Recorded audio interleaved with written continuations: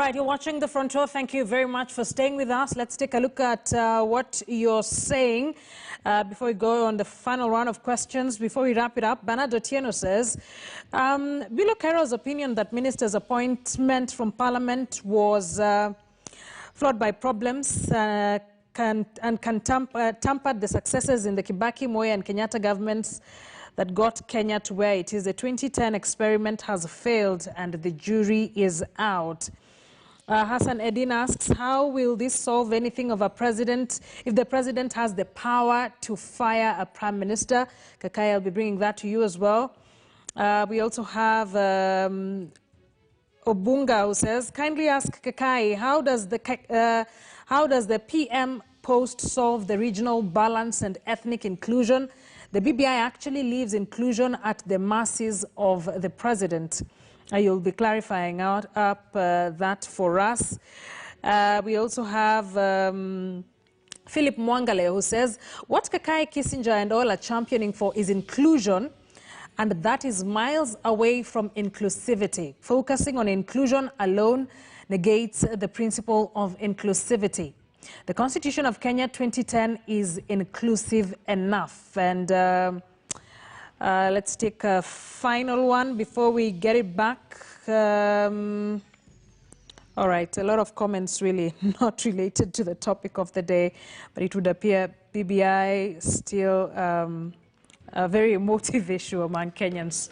I'm just trying to sift through some of the comments. Finally, Evans Ingoi says, BBI states that the office of the Prime Minister and his deputies shall be appointed from the winning party or the coalition. Ask Kissinger to explain how that cures the problem of winner take all, and how will that create inclusivity? Kakai, a lot of questions shot to you. I know you've responded to a number of them, but because we specifically brought this show for Kenyans to understand these proposals, I'd like you to clear out some of these issues very clearly for our viewers. Is it inclusion or inclusivity? Have we left it all to the presidency?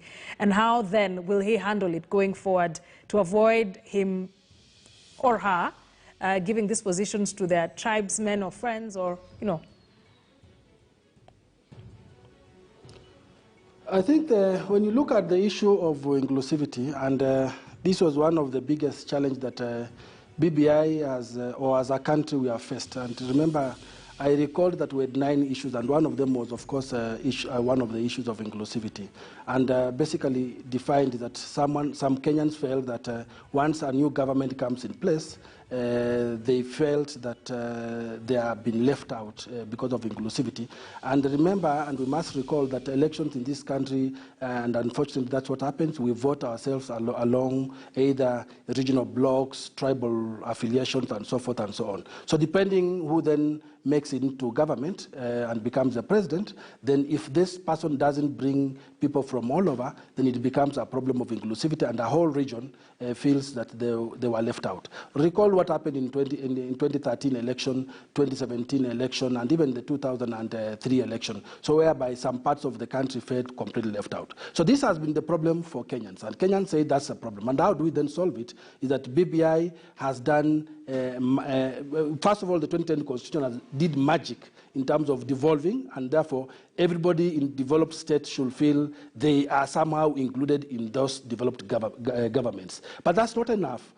At the executive, at the national level, we ask ourselves, where is the issue of inclusivity coming in? And the issue of inclusivity still remains a problem at the national level, and that's why this position of Prime Minister is being introduced, because this, and then also, which of course maybe for another day we can discuss that, the position of official opposition is also being included, and of course these 2 deputy prime ministers and ministers. So therefore, that the next government that will be formed must take the issue of inclusivity completely at the national level into serious consideration, whether the ministers are being appointed, whether the deputy prime ministers are being appointed, and also the prime minister is being appointed. That issue of inclusivity must then come in and solve the problem that is having a problem in terms of our country, in terms of Kenya.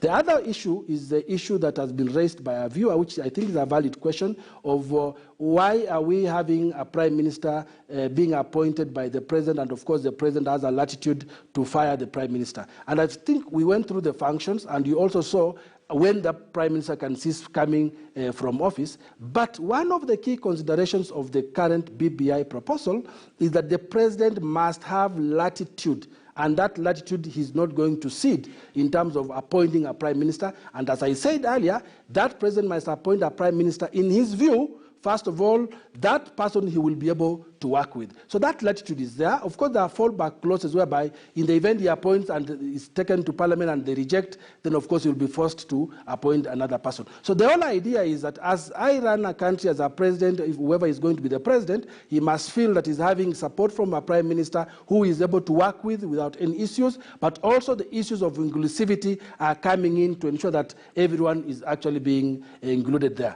Now, the other question that was raised, which was a valid concern, and may you allow me to answer, was the issue of regional balance, that how is BBI going to ensure that regional balance is done in this kind of forum and this kind of Kenya. Now, when you look at regional balance and whatever the scenario will be, because at the moment we do not know how the politics will play, we do not know how governance structures will change, we do not know which political party or which person will come in as a president, we can only forecast and also give scenarios of how it will happen. But then, the appointing authorities in terms of the 5 key positions at the executive, the position that people are saying is expanded, of course it's not expanded, those 5 must now have the issue of regional balance and the issue of inclusivity incorporated. And therefore the president has those 5 and he has to play with them. I'd like to give our guests also some time to give their closing remarks. Thank you, Kakai. Bilokero, I've seen a reaction when Kakai was speaking, but you've spent considerable amount of time saying that this will not work. So then, from where you sit, if we want to address the issue of inclusivity and, electoral violence in the country, what is the alternative idea? The alternative idea is in the current constitution. It provides for inclusivity.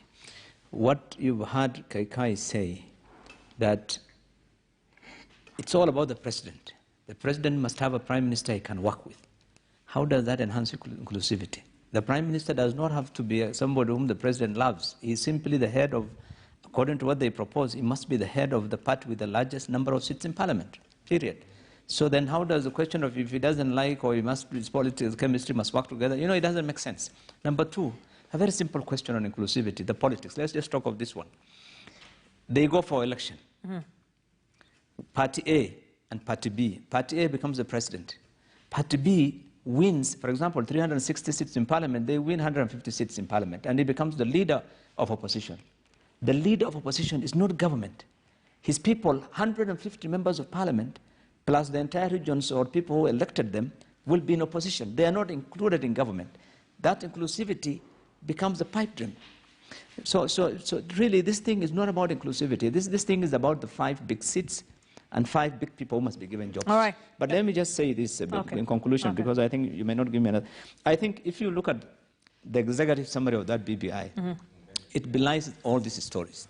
In paragraph 3, and I just want 1 second, it says, while a major focus of this report is on government and public service, about this expanded executive and public service, the country is far more worried by the lack of jobs and income. And it says this has led to so much poverty, inequality and frustration. In other words, although this thing is all about executives and all those jobs, but the people are more concerned. In all they are going, this is their summary. Right. The people are more concerned about jobs and income. So why don't we focus on how to create jobs, how to expand our economy? Why don't we deal on these things? Why do we waste our time trying to create jobs for people who will not agree, as they don't even now? Let's give Felix a chance to give us his closing remarks as you close, Felix, and your final thoughts really on some of these proposals. You have long-standing experience in elections in the country and generally governance. Which way do we go? Let me just say that the BBI report has made a remarkable attempt at addressing some of the perennial problems and challenges that we have. And that is of inclusivity, division, polarization, and exclusion that we experience time and again in this country. For those, and we have a history to compare with. We remember, and you don't have to go to the President Jomo Kenyatta days. If you look at the way the presidency has been modeled in this country since independence, the Jomo Kenyatta, President Moi, President Kibaki, President Uhuru, one thing that is clear is that even with the 2010 Constitution, that should have given us a utopia, an ideal situation, has proved to be wishful thinking. And look at the events of 2017 and 2018 and the circumstances that led to the handshake. I think we probably may have forgotten the kind of tension that this country was experiencing. The truth of the matter is that even with the 2010 Constitution, one or two communities can monopolize affairs of state and economic development or doling economic goodies at the exclusion of all else. And unless we attempt to fix that, and BBI is not an end unto itself, but it will give this country that unique opportunity, a building block upon which we can improve on. All right. Way to end it. Thank you very much. We'll pick it up again next time on another lesson, perhaps, but I hope you've gotten a thing or two. Once again, I keep mentioning, read this document, make an informed decision from your own perspective. Our guest tonight, Felix Odhiambo, Executive Director, Electoral Law and Governance Institute for Africa, Kekai Kissinger, Trainer and Head of Outreach at the National BBI Secretariat, and finally, Bill Okero, former Senator, Mandera County. Thank you very much, gentlemen, for being here, your insights and your time. We really appreciate it. I am Akisa Wandera. This is The Front Row. Thank you for staying with us.